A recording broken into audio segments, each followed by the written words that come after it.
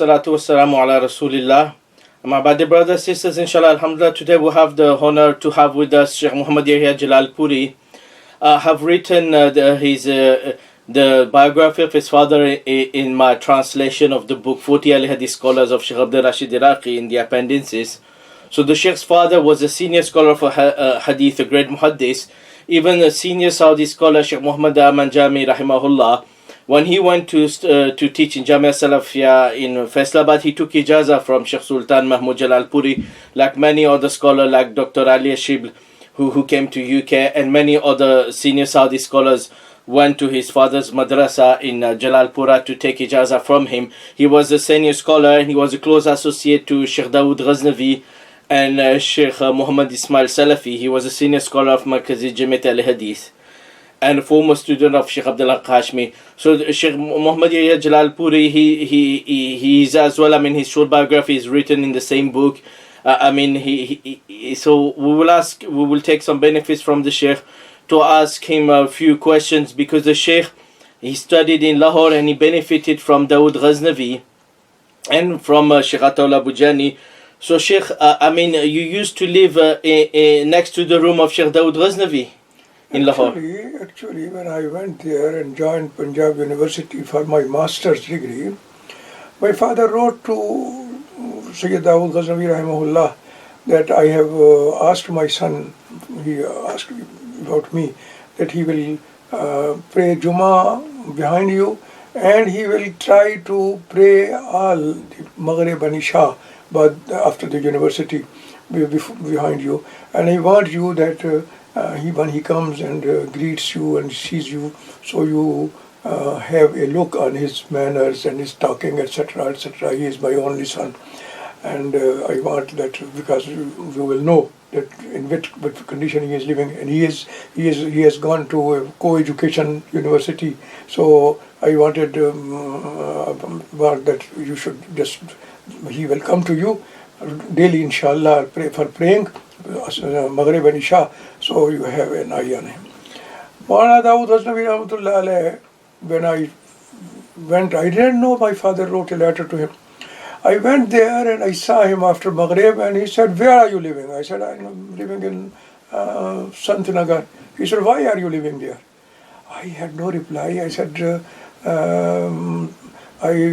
have a room there with another friend of mine. He is also Al-Hadith. We are living there." He said, "No, to bring your all luggage, and there is a room here, and you have to live with us." So it was actually in the same hall where the students were living, but there is a separate room, exactly adjacent to the room of Abu Bakr Ghaznawi, to his library, and just under the room which was I living in, on that the upper story, he was living on his own room. He had the whole floor for the whole family, but he himself, he was in the same room which was on the roof of the room I was living in. So in the Madrasa Taqwiyatul Islam. Yeah. And he looked at his kindness, that he said that if I have to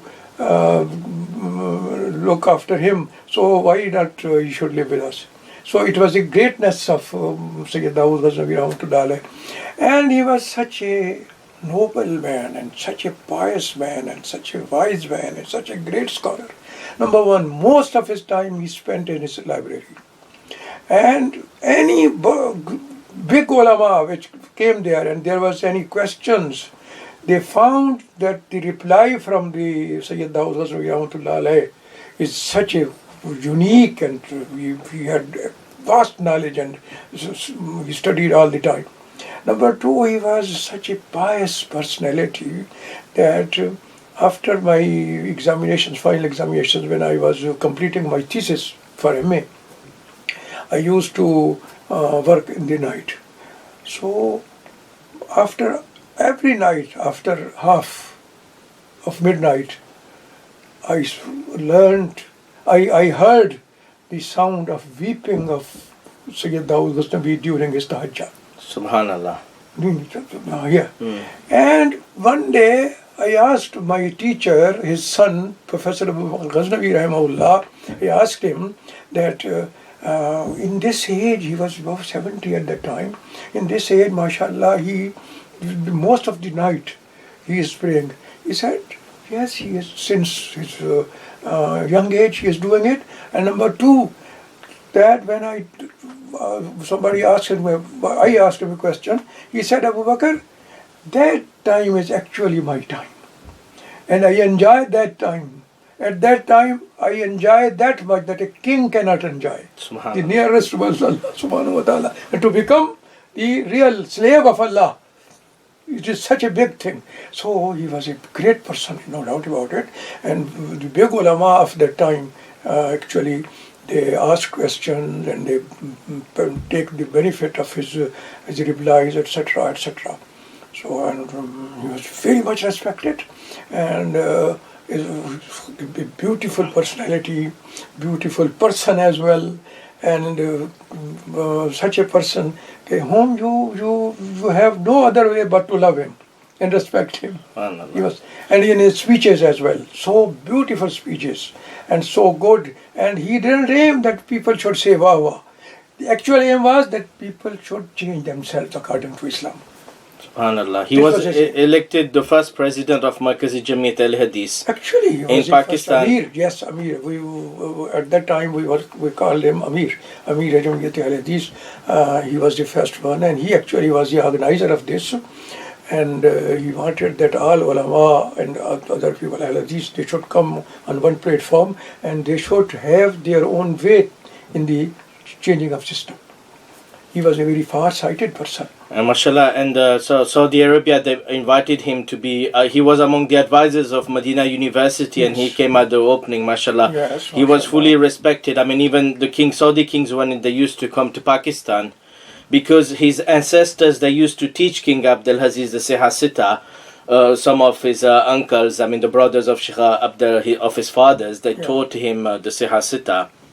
So the Saudi scholars, they took ijazas from his family, and his family had a great, the Saudi kings. Yes, they respected him. And he was actually, even in Pakistan, he was very much respected. He was a very, very respectable person.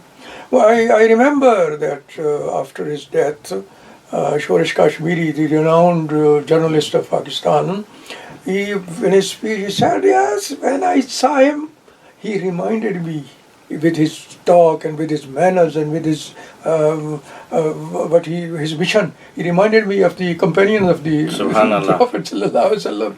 He was such a pious man, and he was respected everywhere. Even the Barelvis and Shia, they respected him. What was the reason?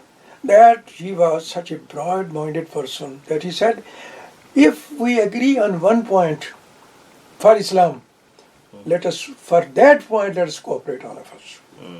So he was among those 22 people who gave the basic manuscript to Liaquat Ali Khan that the constitution of Pakistan should be like this, based on Islam, basic Islamic things, and that it should be written in that there will be no law against Kitab wa Sunnah, etc., etc. And these things were incorporated because of the efforts of the ulama. And he was the man who tried to collect everybody, and even Shia. On a common issue. Even including Shia, to there will be no law for these things. Well, number one, that the president or the prime minister will be Muslim and male. And there was there will be no law which is against this, and there should be a council to advise. That the Islamic Ideology Council was there. It was their proposal actually, and he said that it should be written there that if any law is against it, people think that they can go to the court to revoke that law. So these things were incorporated in the constitution of Pakistan, and because of the efforts of these ulama, and he was the person who was basic leader who collected them. I mean, Sheikh Dawood Ghaznawi, because I have written his biography as well of the Ghaznawi family in the same book, 40 Hadith Scholars. So what I saw from him is even not only, I mean, he had efforts for the independence. He went like total 8 years for jail with Majlis Ahrar. He was in Majlis Khilafat before, then in Majlis Ahrar, then with Muslim League. So he had a great struggle, which was even the Hanafi scholars, they praised him, like Maulana Ibrahim Sarkoti and others, for the efforts for independence. But as well, before India, he stood for Muslim League, and he, like Sheikh Abdul Qadir Ropuri, another great al-Hadith, they were both elected in India. Why I'm asking you this question? It's because it's relevant for the Muslims in the West. Because if our greatest scholars, the scholars of our times, you know, like Hafiz Abdullah Ropuri, some of our scholars, they said they consider him a greater scholar than Sheikh Albani, Sheikh Ibn Baz. Same for Hafiz Muhammad Gondelvi. So when their students or their sons-in-law or their nephews, they stand up in elections, even in a non-Muslim country, so it can inspire and empower our youth or our Muslim people who want to play a proactive role in England to stand up in America to play a positive role to empower the black community or the Hispanic community. And as well here, I mean, we have many Muslim MPs, some of our councillors who can play a positive role to raise awareness at the plights of Muslim, or do some, bring the justice of Islam and some good ideas. Like Abul Kalam Azad was education minister, so if a Muslim becomes a scientific advisor or business advisor and he gives good ideas, is based on Islamic finance to the West or the justice of Islam. So it's a good way to participate in the society, like our scholar Sh Dawood Ghaznawi participated. What do you think about? Actually, it was a simple theory which is in Quran. وَتَعَوَنُوا عَلَى الْبِرِّ وَالتَّقْوَى وَلَا تَعَوَنُوا عَلَى الْإِثْمِ وَالْعُدْوَانِ. They said that if we come in the assembly, then what will we do? We will try to take the people towards enforcement of Islam. That was their, actually, for example, before Pakistan, in the English rule, he participated from the platform of Muslim League. He actually left RR and with the consultation of Abul Kalam Azad. And he told him that now I am convinced that we should have a separate homeland for Muslims, otherwise they are not safe if they are living with Indians, Hindus especially. So he consulted him and he said that I will go to, and he joined Muslim League because Muslim League had the mission of Pakistan, that there should be a separate land. And Muslim League at that time, especially Muhammad Ali Jinnah, they were very clear in their mind that it will be an Islamic state and we will enforce Islamic system there. So to achieve that goal, the best way to cooperate in this case was to join Muslim League, and he joined and he was elected. And in the this United Parliament there, he supported the idea of Pakistan, etc., etc., and his weight was also with those people who wanted to achieve the goal of having a separate country, and they achieved it. So it was a blessing, and it was according to the Islamic rule that for good things you should cooperate. Like Hafiz Muhammad Gondelvi, I read in his biography as well that he was the leader in Gujranwala of the Muslim League as well, and up to his end of life he supported them. So it can show, because many of our youth, they believe either you do politics or you teach books or you preach Tawheed and Sunnah, while I have been telling them that many of our scholars, not only they wrote big shuruhat of hadith, and they taught all their lives, Sahih Bukhari, Muslim, more than 60 times, 70 times, some of scholars, same time they participated to elections and encouraged others to participate. His son-in-law, Allama Ihsanillah Zahir, they participated in Tahrik Khatm Nubuwa, Tahrik Nizam Mustafa, Sheikh Abdul Qadir Ropli, Sheikh Muhyiddin Lakvi. He was elected 3 times, and he brought Qanun Shahadat in the parliament during, and the People's Party opposed it. And even I translated a paper which will come in my next book. Maulana Mahmood Mirpuri, your student, he criticized at the time Maulana Fazlur Rahman. He said, no, you should not join Benazir Bhutto and Ahmadi because she opposed Qanun Shahadat. Rather, you should make an Islamic front.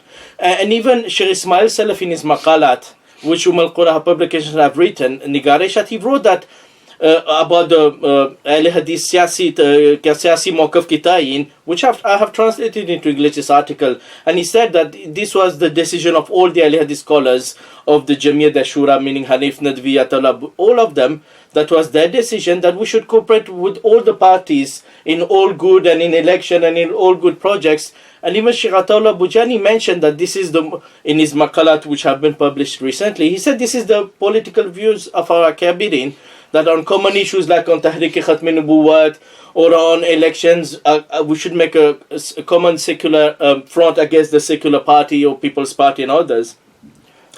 So, this issues is confusing many of the youth, because in some societies in which Ahl Sunnah majority, there's no need to cooperate.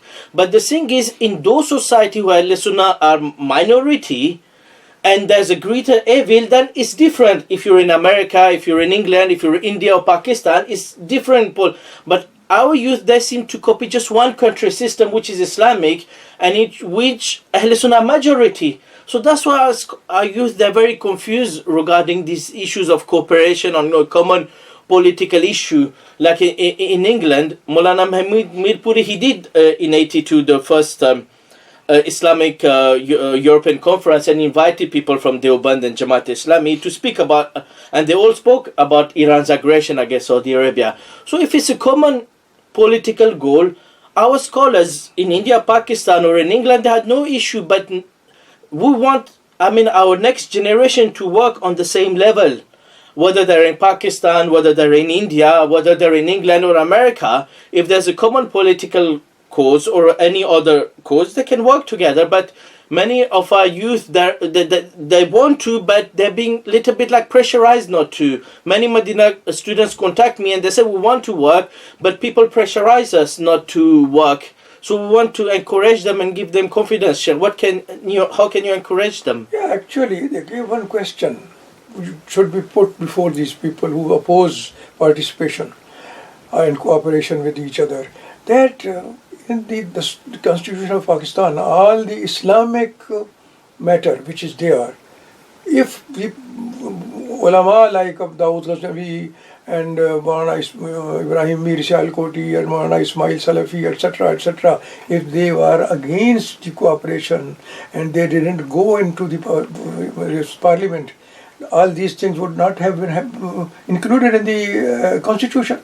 So even in England, if we go to cooperate, all the Muslims here, and we cooperate in such a way that we should have representation in the parliament, it will be good for Muslims, and it will be good for Muslims' rights, and it will create more possibilities for independence of action according to the Islam, and it will be in the favor of the Muslim society. So the Prophet ﷺ, in the first constitution of Medina, he even accommodated Jews. And he said that you cooperate with us in the defense. And they agreed, look at that agreement, they agreed that all the appeals and the decisions would go to the Prophet ﷺ. The decision will go to him. He was the supreme authority in justice as well. So that is why he accommodated, and that is the very beautiful example. We should not deviate from them. That we cooperate even with if, for example, there is something about human laws, human rights, and that goes in favor of Muslims. And in that, if we try to take the help of and cooperation of non-Muslims, we should not hesitate. Like if they want to ban halal slaughterhouse, we can cooperate with Jews on the same issues, or on other educational issues. Attacking religion, we can cooperate with Christian about religious freedom. And we should have the freedom of teaching our children Islam in the schools. We should try for that as well. We should cooperate with Jews even, and with other religions as well. No problem in this issue only. So with the cooperation of others, if we get our own benefit, Islamic benefit, though that benefit which is good for us and for our children to act on Islam and to learn Islam, this is, one should do it. One has to do it. And if he doesn't do, then Allah will ask him why did you miss that opportunity?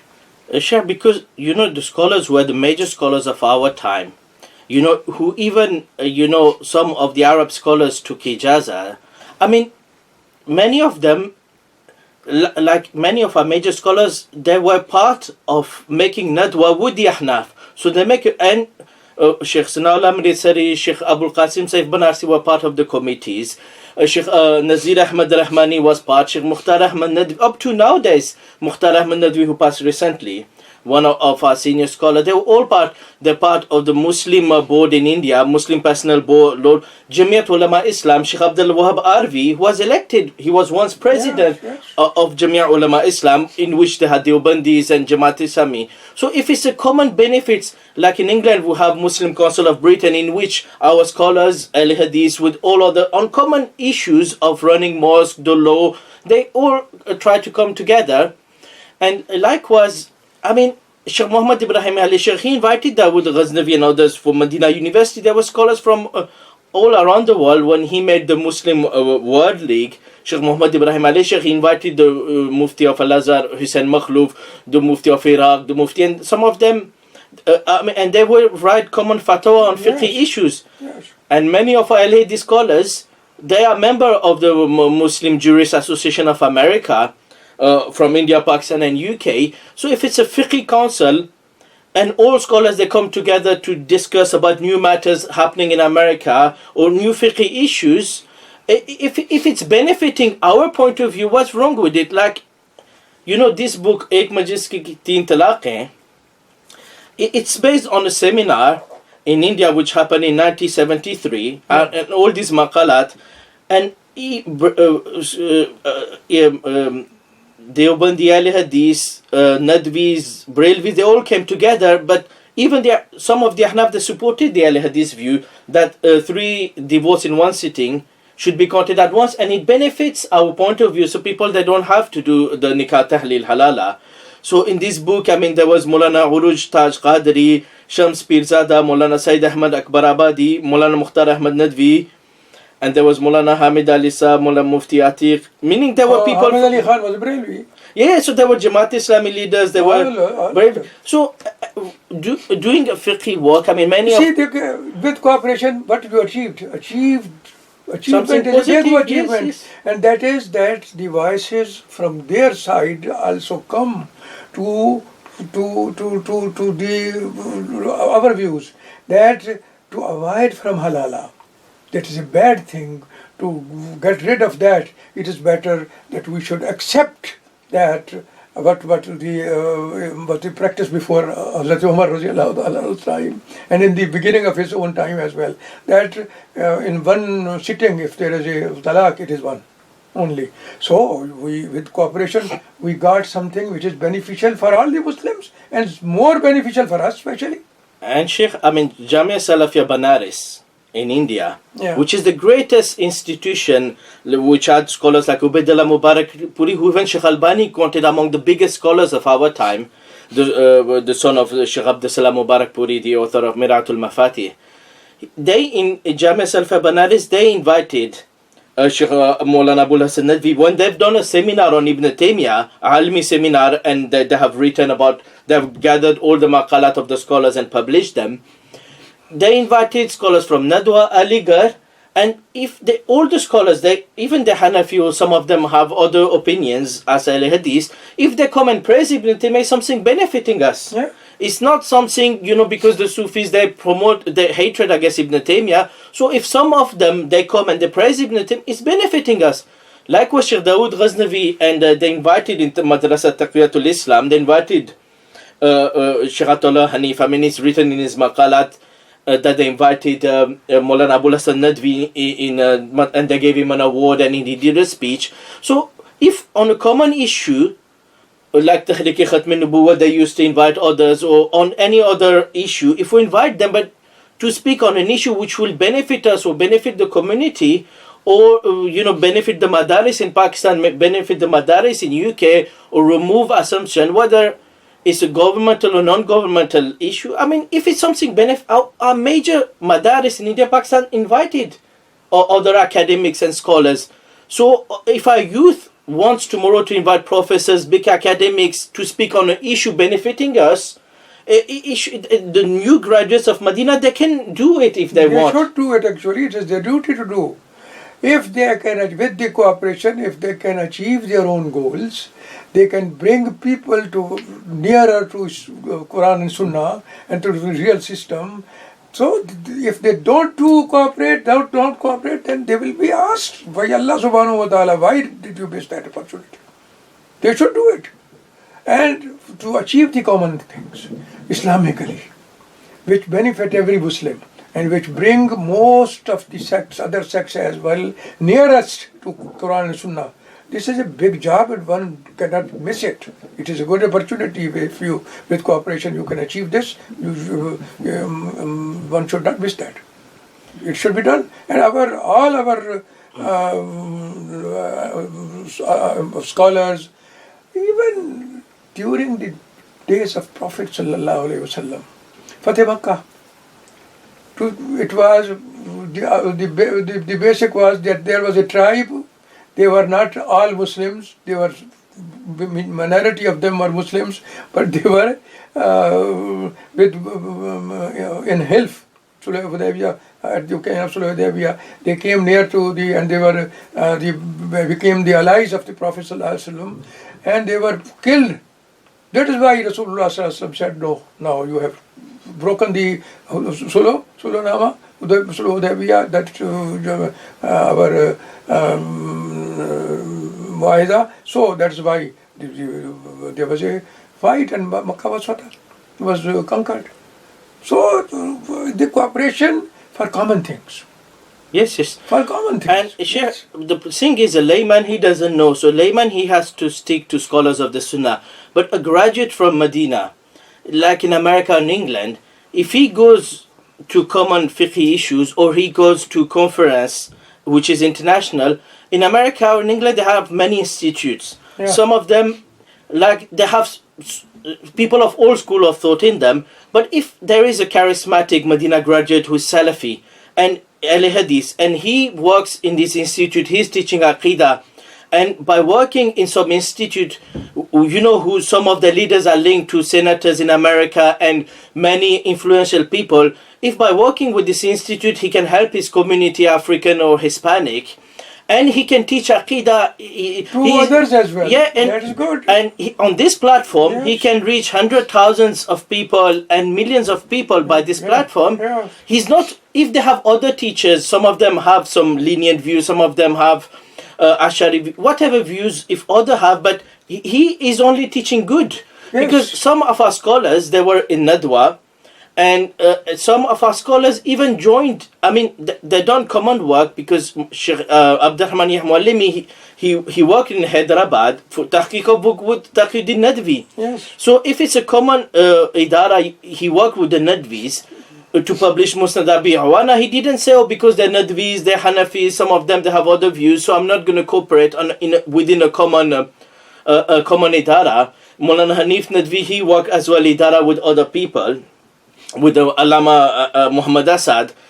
So, I mean, our scholars, they work for the private institute or government institute, by which they only preach good in it. They don't, if there is a mistake, they don't support it. Yeah. So rather they try to correct it. Yeah, if there's a mistake. If they leave this space, so all this Awamun layman, they won't have access to these platforms or on these big forums, on this big fiqh council, because the layman, they look at what the Muslim Council of Britain, what the big associations are saying.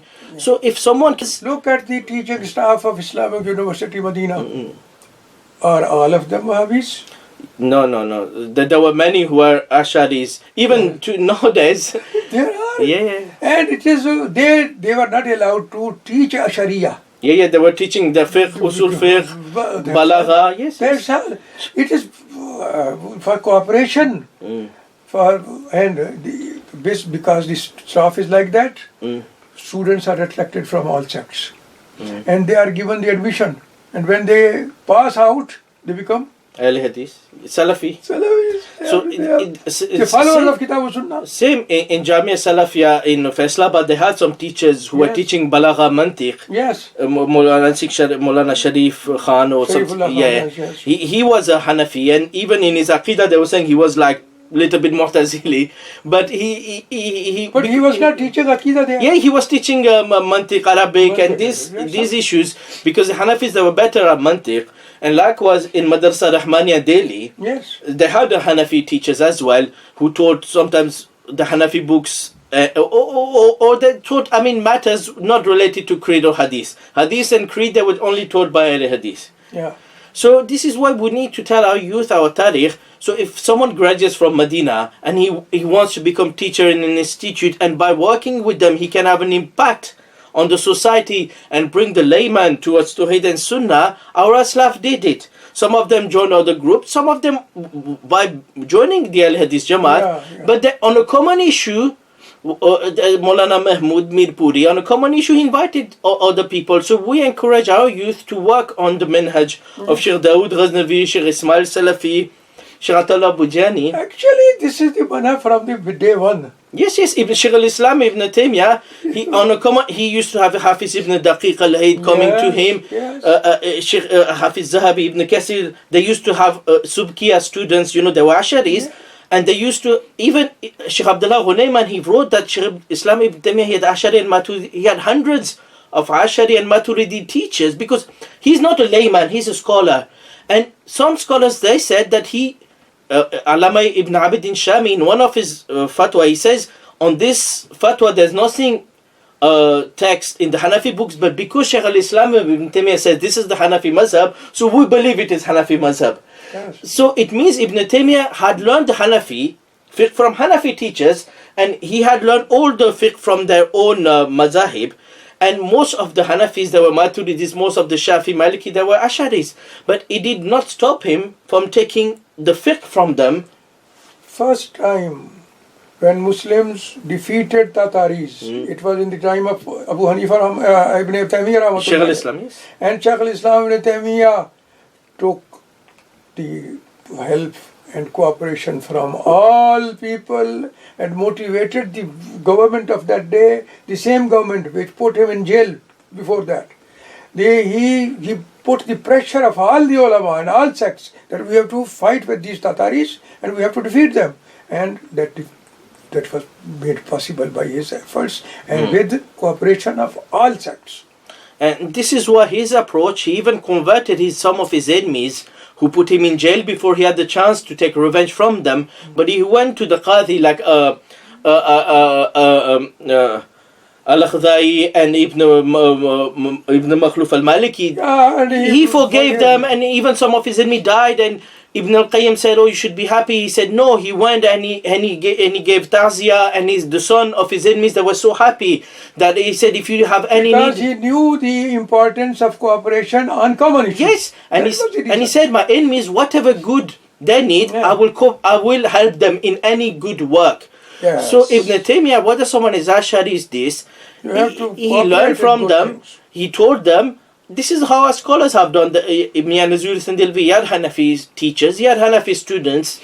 And this is what's happened with all the scholars. Yes. They used to take ijazahs from each other, benefit in good, obviously not in anything bad. We're not calling someone to promote ta'wil of the sifat or to bring Sufism, but We rather Yeah. be able to stop those that try to stop them. Yes. Yes. Have discussion with them, show them the evidences, the book of the Aslaf, Sunan Tirmizi, what Imam Tirmizi said about the Sifat, Isaac ibn Rahawa and others. So, this is why we want to encourage Yeah. the Medina graduates to play a big role in the society, to be at the forefront of the issue. So if they take the public space, they are at the forefront of raising issues of awareness like Maulana Mahmood Mirpur and others, then this not only will help the Ahl Hadith Mazhab, but it will help the spread of Islam as well. Yes, actually. This is on the common ground. Yes. That is the thing we have to achieve. If it is according to Kitab Sunnah something, get the cooperation of others and with full power achieve that. And sure, the last question is because the issue of the rallies, because we're not calling to rallies in countries which it is not allowed and it will lead to a greater mafsada. But in India, Pakistan, our scholars, they have done rallies. And because it's allowed by the constitution, when the scholars, they made the constitution, they allowed it, you can have a peaceful place. And it has been conducted many times peacefully, and it took positive, and it worked. Some brothers say it doesn't work, and it worked many times. The people had to declare Qadiani non-Muslim because of the public pressure and these peaceful rallies. And number two, Maulana Mahmood Mirpuri, your student, he also gave fatwa that in England, for the cause of Kashmir, you can apply pressure. And political pressure, like in South Africa and other places, boycott, it works. That's how the black communities in Africa got rights. It's by peaceful. In the democratic countries, the rallies mean one thing, basically. That such a big number of people, they want this. They have this opinion. And with showing this, they ask government that this is the opinion of such a big majority, so you have to do it. And you have to cooperate with these causes, etc., etc. So this is a way of achieving good thing. But we should always try to cooperate and get the cooperation as well. Without these common rallies, we should not have achieved this Khatm Nabuwa in Pakistan. And all other good issues. Yes. Jazakallah khair. Most of our scholars, they have done peaceful rallies in India, Pakistan. Sheikh Zahiruddin Mubarakpur in India, and all these scholars, Maulana Abul Kalam Azad, and it worked for independence. For good purposes. Yes, for independence. This is how they haven't got it on a piece of cake. Yeah. This is how Maulana Abdul Qayyum Rahmani, of the scholars, giant muhaddis, and in Pakistan, many of our giant scholars, the Shuyukh al-Hadith, big scholars who taught Bukhari, Muslim all their lives, they have done it, and they're still doing it today. So this is a way, which is correct according to what Islamic rule, and it is the practice of our Aslaf. Yeah, this fatwa from many of the scholars. Yes. So brothers who want to play a big role for the community in America and England, they shouldn't be. Obviously, there is scholarly differences. Even some scholars they say it's haram to vote. Some scholars say haram. But if you are convinced by this opinion, you should be able to promote it, and you should be able to become a leader. Tomorrow, if your children want to become counselors, and then if they don't go, if there's someone injustice done on someone, if they don't go to the family, participate to the peaceful rally, how can you be elected and have a role in the society if people will say, oh, when some injustice has happened to my son, you didn't come to you didn't play any role to me. Even by playing a role, you can convert people to the right to hate. If you cooperate in England with all the sects of Muslims here, and then they get a united force, they will be able to enforce so many things in the laws. Yes, they can bring good ethos, yes. And they can bring good in many other Muslim countries in which Muslims are big minority. They can have some arrangement or some of their opinions taken in many issues. Yes. So, Sheikh, Jazakumullah khair. It has been a very beneficial, interview. We took lots of advice and benefits from you, and we always take advice from our senior scholars to tell about the history of Ahl Hadith, how our Aslaf works, how Jamia Salafia Banaras, how Jamia Salafia Faisalabad. The Sheikh's father was teacher in Jamia Salafi. For 1 year he taught in Jamia Salafia Faisalabad. So inshallah, we hope with more scholars to speak to you about the other Islamic institution, about our Islamic universities in India, Pakistan, in Gujranwala, Lahore, and Mamu Kanjan, and all different scholars and institutions to shed light on the Islamic scholarship and show the variety of Islamic opinions and the major opinions of the scholars of our times, who some of the major scholars of our time were members of political parties, stood in election like Allama Ihsanullah Zahir, did rallies like Allama Ihsanullah Zahir, and many other senior scholars. So you can take, obviously if you're not convinced by this opinion, that is perfectly fine. You can just do ilmi work and islahi work. This is perfectly fine. But some who have a feeling to have some political role, same as teaching Aqidah, Tawheed, and doing da'wah work to non-Muslim, if they want to as well to participate to some political struggle, or they want to stand up in some elections, and there's lots of Muslim in Bradford or in Oldham, and they can win elections and play a role in the community, they should not have any hesitation about it. Jazakumullah khair. Barakallahu feek. Wa sallallahu ala nabi.